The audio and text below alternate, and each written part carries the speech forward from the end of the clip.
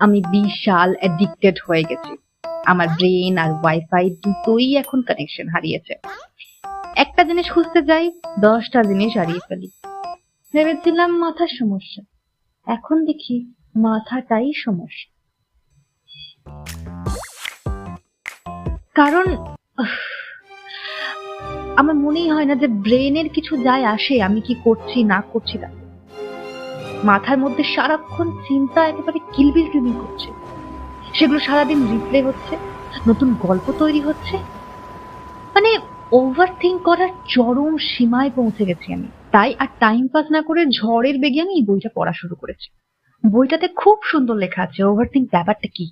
মানে ভবিষ্যতের জন্য প্যানিক করছি, ভয় পাচ্ছি, অতীতে কি হয়েছে সেটা ধরে বসে আছি। এই সব চাপে বর্তমানে কি হচ্ছে, এই মুহূর্তে কি হচ্ছে সেটা উপভোগ করতেই ভুলে যাচ্ছি। এখানে গোপনে ওভারথিঙ্ক ছাড়ানোর প্রকল্প লেখা আছে। এই যেমন যখনই মনে হবে কিছু ওভারথিঙ্ক করছি, just নিজেকে থামাতে হবে, এই মুহূর্তে কি করছে সেটাতে ফোকাস করতে হবে। যেরকম যখন হাত ধুচ্ছি তখন জলটাকে ফিল করতে হবে, হ্যান্ড ওয়াশের গন্ধটাকে ফিল করতে হবে, যখন নামছি তখন সিঁড়িটাতে ফোকাস করতে হবে। ব্যাস, এইভাবে শুরু করলাম। একেবারে পারফেক্ট নয়, 100% তো নয়, কিন্তু হচ্ছে।